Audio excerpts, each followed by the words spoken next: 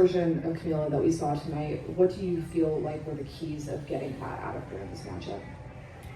I think that Camilla can be a dominant force in this league pretty much on a nightly basis when her mind is made up to do so. And so, you know, it's part of what I talk about when saying giving players grace, young players grace, because they got to grow into that. It's not something that we can just expect from them from the jump, but learning how to be that nightly is part of being a pro, and it's part of understanding what her talent is and what her potential is. And so we just want to put her in positions where she's able to do that and see that, so it can be a regular thing. Jason, from your left. Angel always talks about being willing to do whatever dirty work is necessary. Did you see that today? Did you see a performance that in terms of the timeliness and the types of plays that she made, it went beyond the stat sheet? Yeah, I think that's who Angel is in the best way. I think that that's what her skill set allows her to be. That we shouldn't just look at her as a rebounder or just as a scorer. There's so many different things that she can do on the court that helps a team win. And you know, even though shots weren't falling for her tonight, she had 5 assists. She had huge rebounds down the stretch. And that's the kind of versatility that we see in her, and she's embraced it so far. We'll go Carly Bell, second row on your left.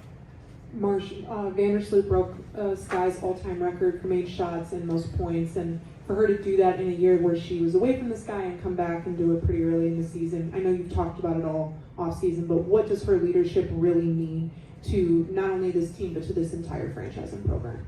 I just said in the locker room to the team and to Sloot that she is the Chicago Sky.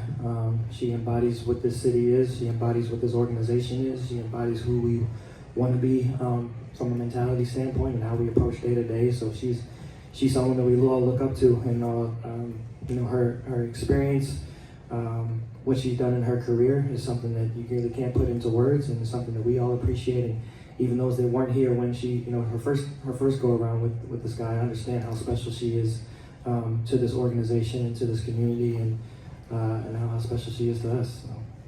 We'll stay on the same row, second row on your left. Coach, even though it's a long season, how does this game feel? How does this first win feel for you? A lot better than the first 4.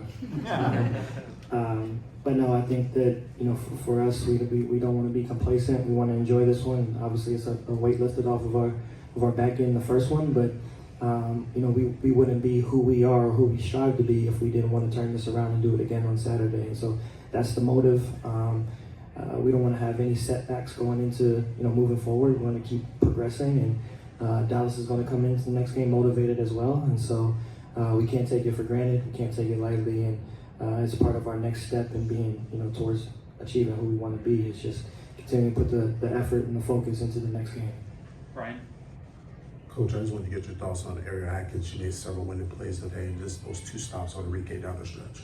Yeah, she had huge stops down the stretch. She had huge buckets down the stretch, and I mean, the last 2 games is the Ariel that we want to see. And so she's getting more and more comfortable with our system and with her teammates, and her teammates have put her in a position to allow her to know who she is to us. And I think that's just as important as anything, the mentality of feeling the love and the energy and the trust that you have from your teammates and from your coaching staff to just be you. And so that's what we want her to feel and be throughout the rest of the season. We'll go far right of the room. Coach, after tonight, how much closer is this team to reaching its complete identity? Oh, I think we're a long ways away from a complete identity. I think we're making steps towards it.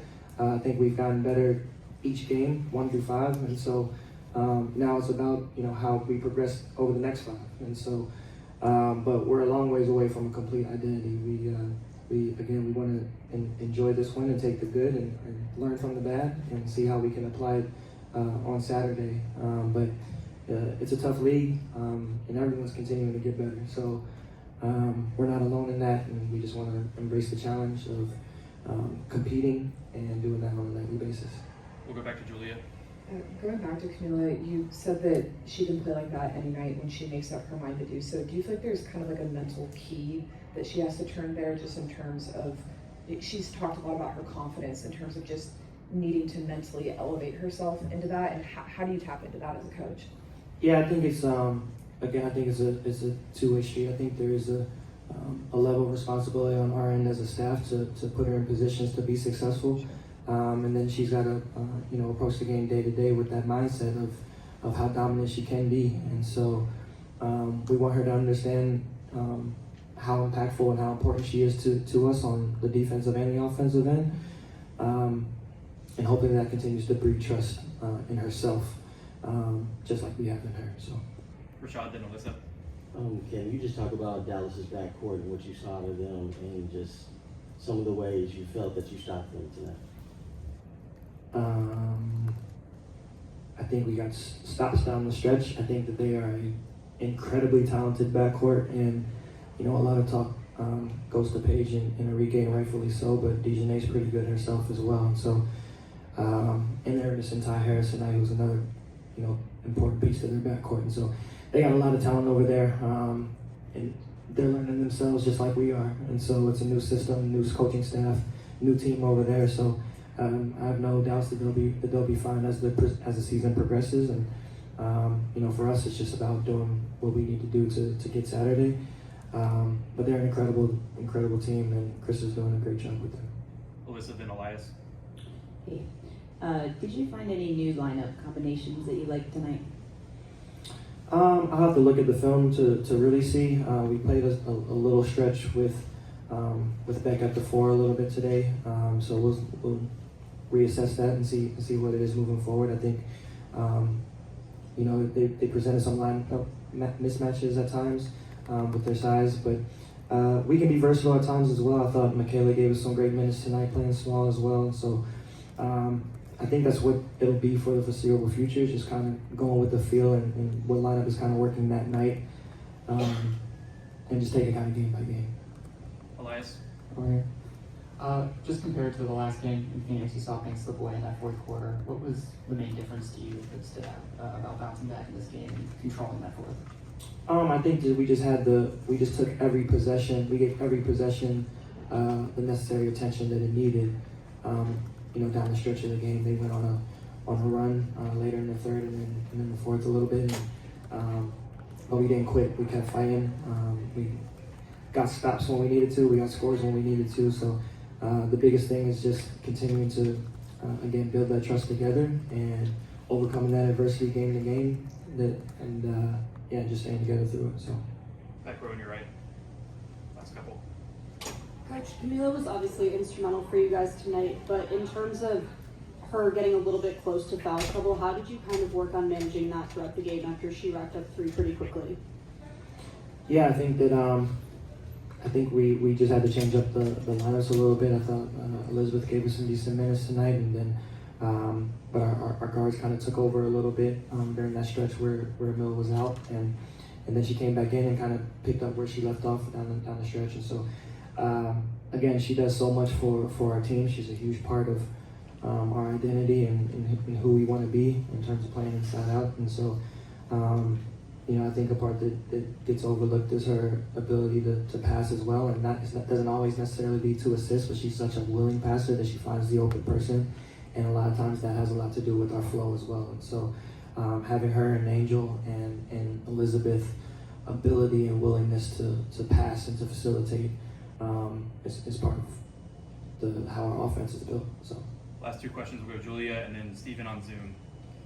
Having Beck in the closing rotation, do you feel like she could play her way into a starting role potentially?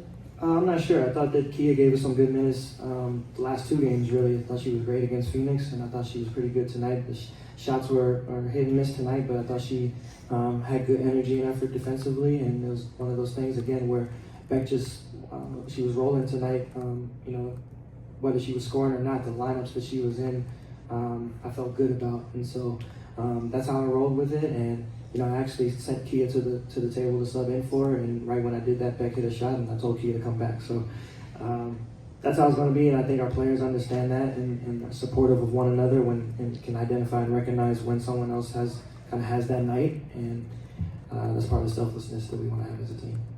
Okay, we'll close out with Steven on Zoom. Please unmute. Steven on Zoom. Hey, Coach Marsh, congratulations on your first win. Thank you. Wanted to ask you real quickly, it felt like you saw the spacing evolve over the course of this game. Did that play a part in just kind of how y'all reacted over the course of it? Was that intentional? And how did you kind of see that play in your favor in this one? You're asking about the spacing, our offensive spacing? Yeah, your offensive spacing. Yep. Yeah, I think that was key into to us scoring 97 tonight. I think that that's how we want to space the floor consistently. I think we were a lot more intentional in doing so tonight. And yeah, I think that's we have people who can stretch the floor and shoot it. We have a really good point guard that can find the open shooters and can hit the rollers. And we got bigs that can put pressure on the paint, put pressure on the rim, and again are willing passers. And so with our spacing, we're not able to do that if we don't space the floor properly. And so it was a huge component of our success tonight. Thanks, everyone.